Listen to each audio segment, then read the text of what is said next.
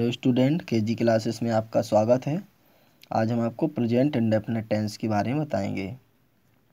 पहचान है, इस काल के वाक्यों के अंत में ता है, ती है, ते है, ताहू आदि शब्द आते हैं।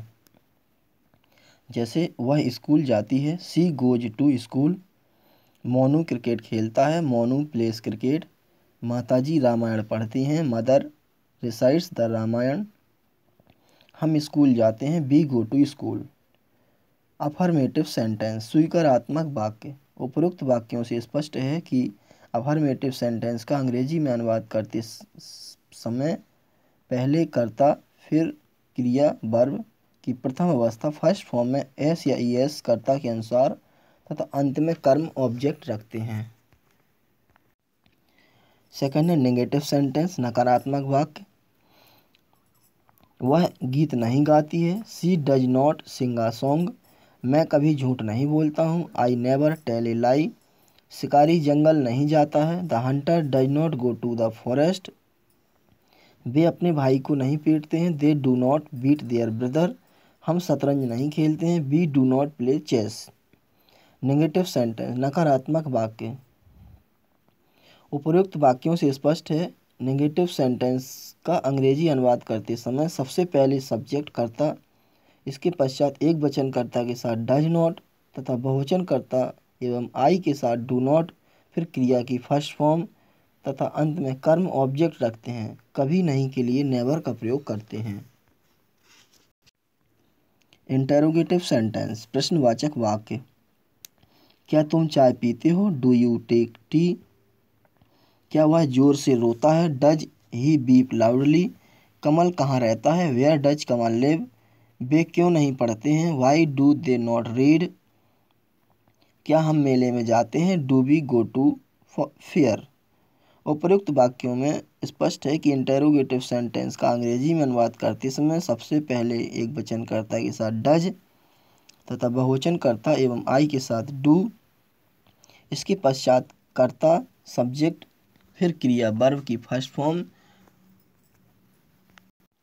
तथा अंत में कर्म ऑब्जेक्ट रखते हैं। यदि कोई प्रश्नवाचक शब्द वाक्य के बीच में आता है तो सबसे पहले उसकी अंग्रेजी रखते हैं। इन वाक्यों के अंत में प्रश्नवाचक चिन्ह अवश्य लगाते हैं। नेक्स्ट है पास्ट इंडेफिनिट टेंस। पहचान, इस काल के वाक्यों के अंत में आ, ई, ए, सका, सके, ताथा, तीथी, तेथे आदि शब्द आते हैं। जैसे वह स्कूल गया, ही वेंट टू स्कूल। हमने आम खाए, बी एट मैंगोज। सतीश ने पुस्तक पढ़ी, सतीश रीड द बुक। शिकारी ने शेर मारा, the hunter killed a lion.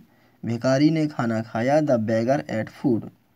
Affirmative sentence, स्वीकारात्मक वाक्य। उपरोक्त वाक्यों से स्पष्ट है कि अफर्मेटिव सेंटेंस का अंग्रेजी में अनुवाद करते समय सबसे पहले कर्ता सब्जेक्ट, इसके पश्चात वर्ब की सेकंड फॉर्म तथा अंत में ऑब्जेक्ट कर्म रखते हैं। नेगेटिव सेंटेंस, नकारात्मक वाक्य। कमल क्रिकेट नहीं खेला, Kamal did not play cricket. Mohan झूठ नहीं बोला, Mohan did not tell a lie. मैंने कभी मांस नहीं खाया, आई नेवर एट मीट। तुम बाजार नहीं गए, you did not go to market. हमने पत्थर नहीं फेंका, we did not throw the stone. उपरोक्त वाक्यों से स्पष्ट है कि नकारात्मक वाक्यों का अंग्रेजी में अनुवाद करते समय सबसे पहले सब्जेक्ट फिर डिड नॉट फिर इसके पश्चात वर्ब की फर्स्ट फॉर्म तथा अंत में ऑब्जेक्ट रखते हैं। कभी नहीं के लिए नेवर का प्रयोग करते हैं। इंटेरोगेटिव सेंटेंस, प्रश्नवाचक वाक्य। क्या हरी बाग में गया, did Hari go to the garden. क्या उन्होंने पुस्तक पढ़ी, did they read the book. क्या मैंने राम को पीटा, डिड आई बीट राम। तुम कल कहाँ गए, where did you go yesterday. उसने क्या खाया, व्हाट डिड ही ईट। प्रश्नवाचक वाक्यों के हिंदी या इंग्लिश दोनों वाक्यों के अंत में प्रश्नवाचक चिन्ह अवश्य लगाते हैं। उपरोक्त वाक्यों से स्पष्ट है कि इंटेरोगेटिव सेंटेंस का अनुवाद करते समय सबसे पहले डिड फिर कर्ता सब्जेक्ट पश्चात वर्ब की फर्स्ट फॉर्म तथा फिर ऑब्जेक्ट रखते हैं। यदि वाक्य के बीच में कोई प्रश्नवाचक शब्द आया हो तो पहले उसकी अंग्रेजी रखते हैं। वाक्य के अंत में प्रश्नवाचक चिन्ह अवश्य लगाते हैं। फ्यूचर इंडेफिनिट टेंस, इस काल के वाक्यों के अंत में गा गीगे आदि शब्द आते हैं। मैं आगरा अवश्य जाऊंगा, I will go to Agra. वह मेरा काम अवश्य करेगा, ही शैल डू माई वर्क। मैं आज विद्यालय जाऊंगा, I shall go to school today. वह क्रिकेट खेलेगा, ही विल प्ले क्रिकेट। हम आम खाएंगे, we shall eat mangoes. Affirmative sentence, स्वीकारात्मक वाक्य।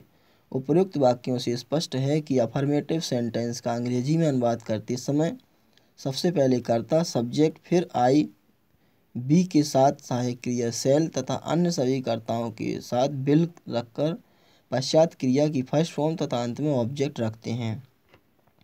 विशेष कथन में दृढ़ता दर्शाने हेतु आई तथा बी के साथ विल तथा अन्य सभी कर्ताओं के साथ शैल का प्रयोग किया जाता है।